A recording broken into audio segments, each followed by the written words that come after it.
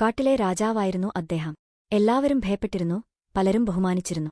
എന്നാൽ അവന്റെ പല്ല് കൊഴിഞ്ഞ ദിവസം, നഖങ്ങൾ മങ്ങിയ ദിവസം, കാട്ടിലെ നിശബ്ദത മന്ത്രിച്ചുകൊണ്ട് മാറി. പിന്നെ വഞ്ചനയായി. കാരണം കാട്ടിൽ ശക്തി മങ്ങുമ്പോൾ വിശ്വസ്തതയും അങ്ങനെ തന്നെ.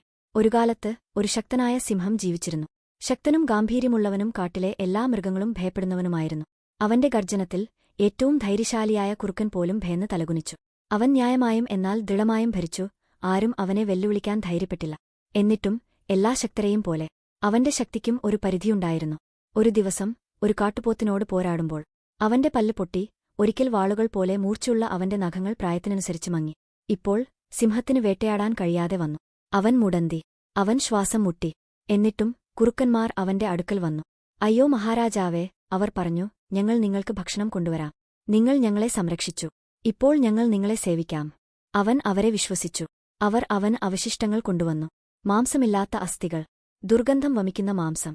പക്ഷേ അവൻ അവരുടെ വാക്കുകൾ വിശ്വസിച്ചുകൊണ്ട് വിശ്വസ്തനായി തുടർന്നു. എന്നാൽ കാര്യങ്ങൾ മാറി. അതൊരു പൂർണ്ണചന്ദ്ര രാത്രിയായിരുന്നു. ദുർബലനും പകുതി ഉറക്കത്തിലുമായ സിംഹം ഇരുട്ടിൽ മന്ത്രിക്കൽ കേട്ടു. കുറുക്കന്മാർ അവനെ ചുറ്റും വളയുകയായിരുന്നു. അവൻ തിരിച്ചടിക്കാൻ കഴിയില്ല, ഒരാൾ പറഞ്ഞു. അവൻ വളരെ പ്രായമായി. അവന്റെ ഗർജനം ദുർബലമാണ്. എന്തിനാണ് അവൻ ഭക്ഷണം പാഴാക്കുന്നത്?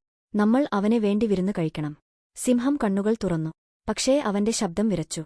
കാലുകൾ അനങ്ങാൻ വിസമ്മതിച്ചു. അവന്റെ നഖങ്ങൾ ഉപയോഗശൂന്യം. അവൻ സത്യം മനസ്സിലാക്കി. ഒരിക്കൽ അവനെ സേവിച്ചവർ അവന്റെ അവസാന ശ്വാസത്തിനായി കാത്തിരിക്കുകയായിരുന്നു. പിന്നെ അവർ ആക്രമിച്ചു.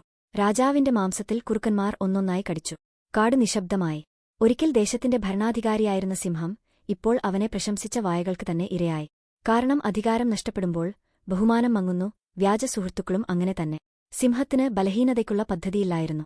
വഞ്ചന ഉള്ളിൽ നിന്ന് വരുമെന്ന് അവൻ ഒരിക്കലും കരുതിയിരുന്നില്ല. അവൻ മനസ്സിലാക്കുമ്പോഴേക്കും വളരെ വൈകി.